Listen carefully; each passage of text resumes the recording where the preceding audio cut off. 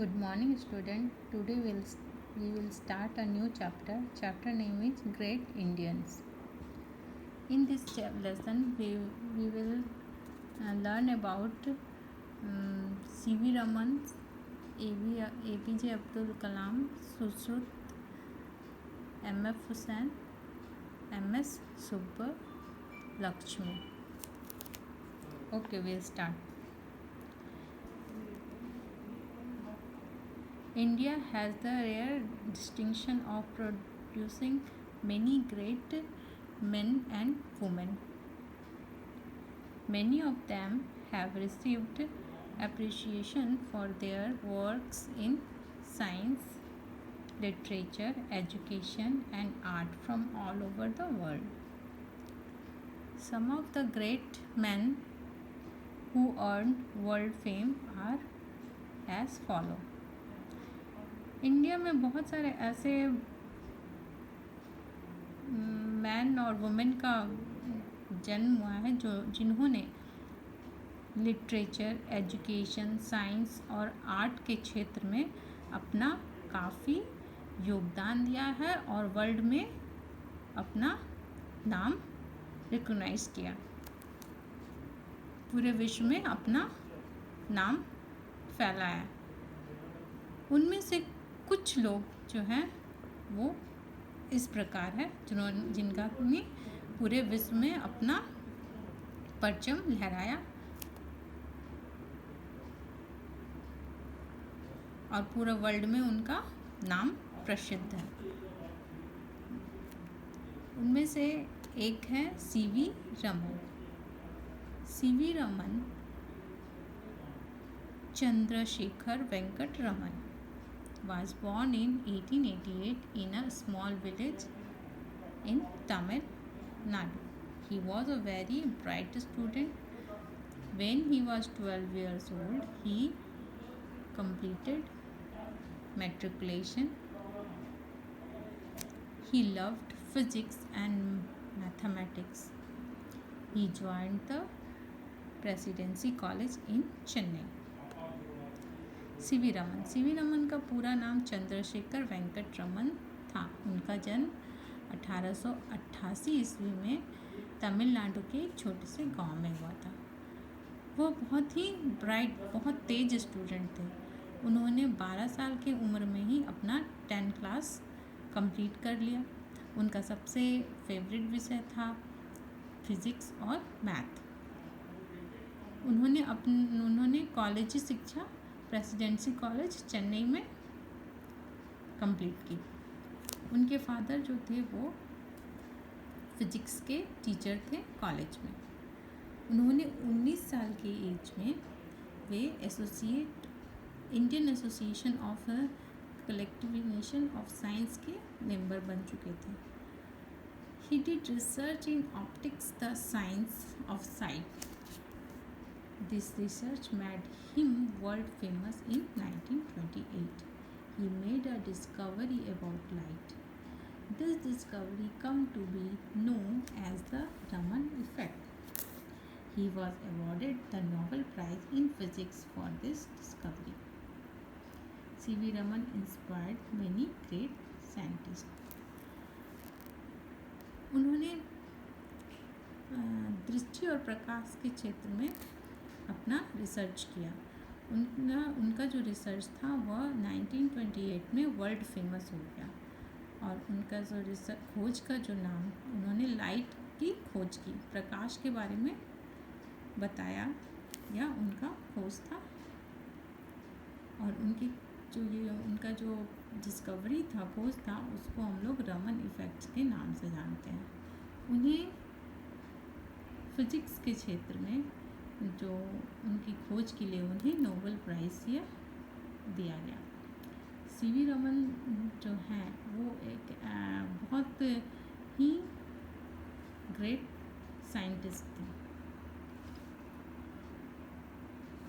C.V. Raman ने कुछ young scientist को उन्होंने कुछ अपनी तरफ से एडवाइस दिया, सुझाव दिया। So look at the world around you. Do not limit yourself to research in the laboratory. According to him, The essence of science is depend thinking and hard work, not equipment. CV Raman ने young scientist को कुछ अपना सुझाव दिया. उनका कहना था कि वो केवल लेबॉर्ट्री के अंदर ही रिसर्च ना करें बल्कि पूरा वर्ल्ड में सारा दुनिया देखे और उसको समझे. उनका मानना था कि साइंस जो है वो थिंकिंग और हार्ड वर्क पे डिपेंड करता है, ना कि केवल एक्सपेरिमेंट पे.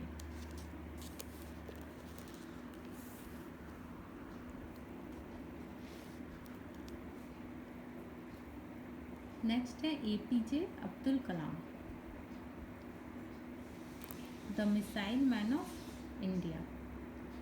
Our former president APJ Abdul Kalam is the pride of India. He is the only Indian scientist after C.V. Raman to get the Bharat Ratna award. The prestigious award was conferred on APJ Abdul Kalam on 26th November 1997. APJ Abdul कलाम को हम लोग missile man के नाम से भी जानते हैं. वो हमारे देश के प्रधानमंत्री भी रह चुके हैं.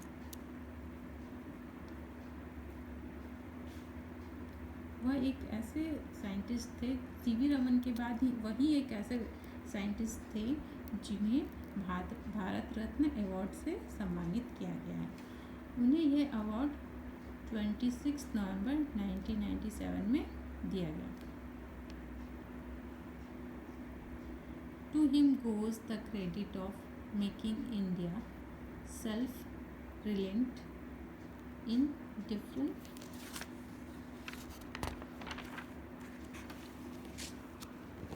producting and military technology.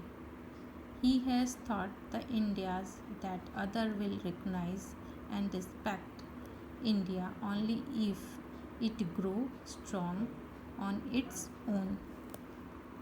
Known as the Missile Man of India, Kalam has proved that the country has enough brain and resource to reach a position of superiority.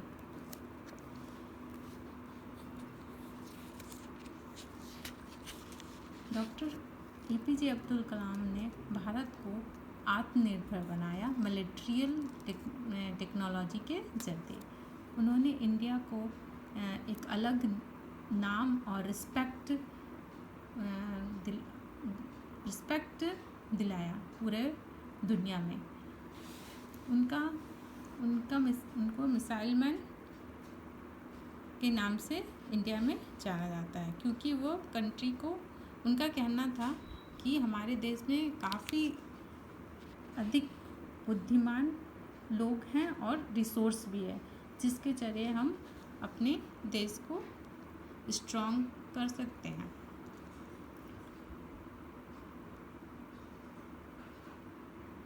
In a period of 14 years, he linked up the missiles like Prithvi, Agni, Trishul, Akash and नाग.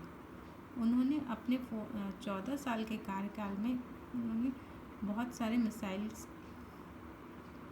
बनाए जैसे कि पृथ्वी, अग्नि, त्रिशूल, आकाश और Nag. He has designed the state of the art electronic welfare system. Dr. Kalam loves reading and enjoy classical music. He is also a poet in Tamil.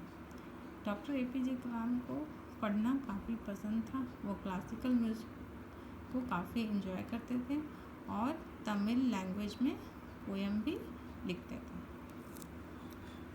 Next is Sushruta. Sushruta is a rightly called the father of Indian surgery.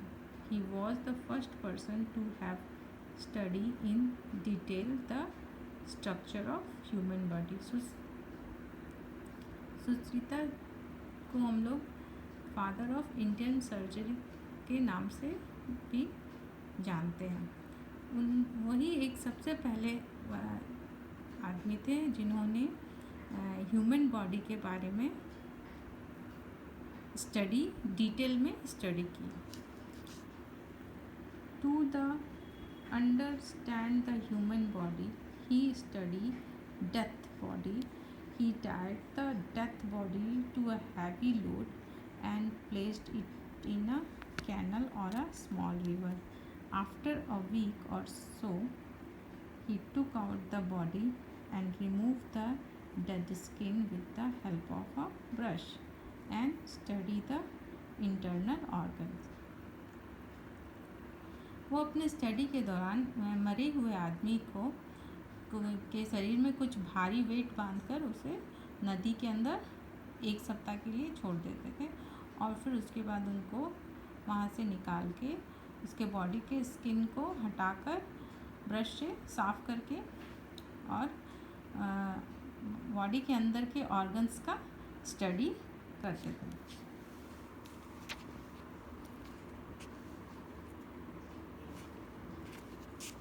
Sushruta study has greatly helped us in understanding the structure of human body. Sushruta के study से की मदद से हम लोग human body के अंदर का पार्ट के बारे में अच्छे से जान सकते हैं या समझ सकते हैं। Sushruta was an expert in the Ayurvedic system of medicine. Sushruta थे वो आयुर्वेदिक के काफ़ी जानकार व्यक्ति थे। डिड यू नो आयु means life and Veda means knowledge. Thus Ayurveda is the system which provides knowledge about life.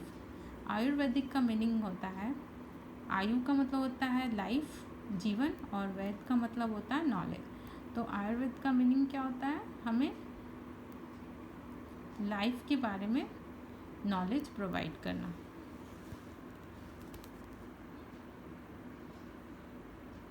He discovered the medicinal value of garlic.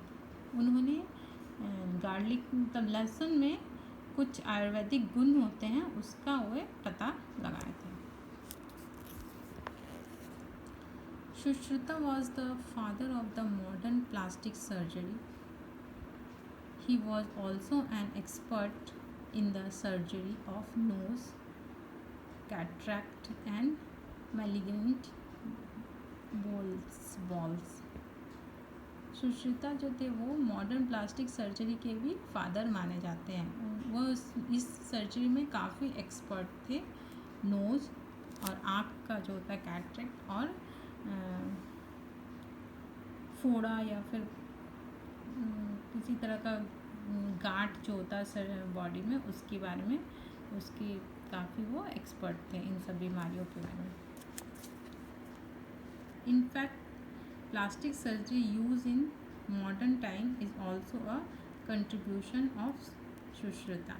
आज जो आधुनिक युग में जो अभी प्लास्टिक सर्जरी जो किया जाता है उसके जन्मदाता सुश्रुता ही थे। He even used to make artificial limbs for those who lost their arm and legs during war. उन्होंने एक आर्टिफिशियल हाथ और पैर भी बनाया उनके लिए जिनका कि वॉर या लड़ाई में जिनका हाथ और पैर लॉस हो जाता था, उन लोगों के लिए, उस तरह के सैनिकों के लिए उन्होंने आर्टिफिशियल हाथ और पैर का भी निर्माण किया। All his findings and experience are completed in a book called Sushruta Samahita. This book contains information on all aspects of surgery, including the instruments related to surgery. ये जितना भी उन्होंने अपना एक्सपीरियंस या फिर गेन किया या वो सारा एक सुश्रुता संहिता नामक बुक में उन्होंने इन सारा को एक्सप्लेन किया। ये बुक जो है वो सर्जरी के बारे में पूरा कंप्लीट जानकारी देती है कि कोई भी सर्जरी कैसे किया जाता है और उसमें क्या क्या इंस्ट्रूमेंट्स यूज़ किए जाते हैं। सर्जरी में बहुत सारे इंस्ट्रूमेंट्स को यूज़ किया जाता है, जिनमें कि उसमें सिल्वर, आयरन, ये सारे मेटल से बने हुए इंस्ट्रूमेंट्स का यूज़ किया जाता है in surgery. Sushruta was a great teacher. The work done by him and great person like Dhanvantri, Atra and Charak has enriched our knowledge in his field. Sushruta एक बहुत ही अच्छे या महान टीचर थे। उन्होंने बहुत धन्वंतरी, अत्र एंड चरक की तरह उन्होंने अपने फील्ड में काफ़ी नॉलेज प्राप्त किया था। चरक चरक was the famous Indian physician in the court of King Kanishka. He wrote the book चरक समाहिता। चरक जो थे वो बहुत ही फेमस इंडियन फिजिशियन थे कनिष्क के दरबार में। उन्होंने चरक संहिता नामक एक बुक भी लिखा है। नेक्स्ट है MF. Hussain. MF. Hussain the great Indian artist in the respect of many national and international award for his artist talent. He has made hundreds of paintings and his paintings have been exhibited all over the world. MF. Hussain एक महान artist हैं और उन्होंने इस क्षेत्र में काफ़ी national और इंटरनेशनल अवार्ड भी पाया है। उन्होंने लगभग 100 से अधिक पेंटिंग बनाए हैं और पूरे वर्ल्ड में उनका एग्जीबिशन लगाया गया है उनकी पेंटिंग्स का। In 1946, his paintings got an award from the Bombay Art Society. In 1995, the Lalit Kala Academy awarded him for his talents. उन्हें 1946 में उन्होंने पेंटिंग्स में बॉम्बे आर्ट ऑफ सोसाइटी से अवार्ड प्राप्त किए और 1995 में उन्हें ललित कला एकेडमी के द्वारा सम्मानित किया गया उनके टैलेंट को। Nandlal Bose, the father of modern Indian painting, was awarded the Padma Bhushan for his contribution in the field of art. Art के क्षेत्र में उन्हें पद्म भूषण से नंदलाल बोस ने सम्मानित किया, जो कि मॉडर्न इंडियन पेंटिंग के फादर माने जाते हैं। Next is M S. सुब्बालक्ष्मी।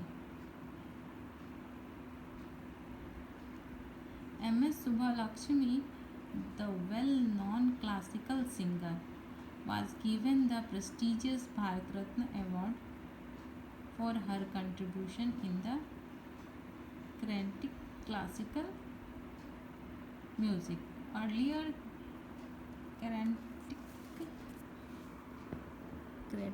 classical music was dominated by men only. M S. Subbalakshmi एक बहुत ही योग्य क्लासिकल सिंगर थी। उन्हें भारत रत्न अवार्ड से सम्मानित किया गया है उनकी क्लासिकल म्यूज़िक के लिए। पहले क्लासिकल म्यूज़िक केवल मेन ही हुआ करते थे, वुमेन नहीं हुआ करते थे। The Bharat Ratna is the highest civilian award given to an individual for his her unique and excellent contribution in any area of work. Bharat Ratna एक ऐसा अवार्ड है जो कि किसी को उसके बहुत ही यूनिक एक्सीलेंट कंट्रीब्यूशन के लिए दिया जाता है, जो कि वो अपने क्षेत्र में कुछ यूनिक करने, अगर आप कुछ यूनिक वर्क करने के लिए दिया जाता है. MS Subbulakshmi grew up in an environment full of musical beats and rhythm. Her father was a veena player. Her mother taught her music right from her childhood. Miss MS Subbulakshmi वो music के उनके चारों ओर music के बीच में ही रह के वो बड़े हुए हैं. उनके फादर जो थे वो वीणा प्लेयर थे और उन्होंने अपना म्यूज़िक अपनी मदर से बहुत छोटी उम्र में ही सीखना शुरू किया था. She recorded her first music album at the age of 10. Then she started singing on the stage. उन्होंने अपना फर्स्ट म्यूज़िक एल्बम 10 साल की उम्र में रिकॉर्ड किया और उसके बाद वह स्टेज पे गाना शुरू कर दी. She practiced for hour every day to attain perfection in her singing. Subbulakshmi won the hearts of people with her melodious voice. वे हर दिन 4 घंटा प्रैक्टिस करती हैं अपनी सिंगिंग को इम्प्रूव करने के लिए. सुब्बलक्ष्मी ने लोगों के दिल में अपनी मीठी आवाज़ के द्वारा जगह बनाया. She even contributed in further feature films produced by her husband as a singing star. Subbulakshmi ने मूवी में भी फिल्म में भी अपना योगदान दिया है. उनके हस्बैंड ने सिंगिंग स्टार नामक मूवी में वो अपना योगदान दी. Devotional song bhajan sang by her in the film Meera were highly appreciated. उन्होंने एक भजन फिल्म मीरा में गाया था जो कि बहुत ही सराहा गया. लोग उस भजन को काफ़ी पसंद किए. द डिवोशनल सॉन्ग वैष्णव जन तो तेने कहिए जो पीर पराई जाने रे sang by her brought tear in the eye of Mahatma Gandhi.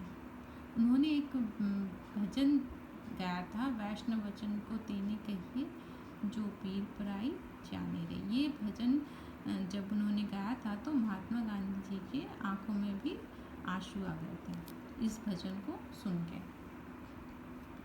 She participated in musical concert in New York, London, Mexico and many other places. उन्होंने बहुत सारे म्यूज़िकल कॉन्सर्ट में पार्टिसिपेट किया, जैसे न्यूयॉर्क, लंदन, मैक्सिको और भी दुनिया की बहुत सारे देशों में उन्होंने अपना म्यूज़िक कॉन्सर्ट दिया. वेरियस अवार्ड रिसीव्ड बाय हर. उन्होंने बहुत सारे अवार्ड रिसीव किए, जैसे कि द संगीत कलानिधि अवार्ड उन्होंने 1968 में लिया, द मैगसेस अवार्ड 1975 में, द कालिदास अवार्ड 1988 में, द इंदिरा गांधी अवार्ड 1999 में for national integration, the Bharat Ratna award 1998 में और the national award by Ram Seva Mandal Bangalore 2001. The name of 2 Indian classical singers.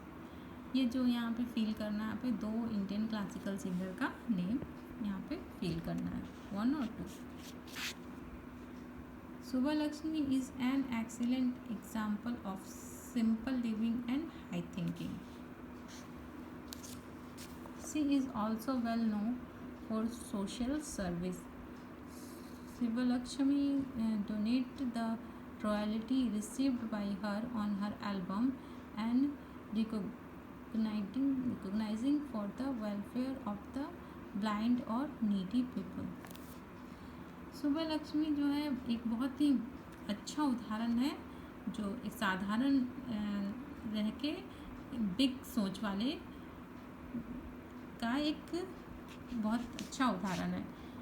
और वे जो है बहुत सोशल सर्विस भी काफ़ी वो किया करते थे। वो अपने कमाई का कुछ हिस्सा वेलफेयर सोसाइटी को दान में देती थी, जो कि ब्लाइंड पीपल और नीडी पीपल के लिए काम करते हैं। Okay children, we completed our chapter. Thank you.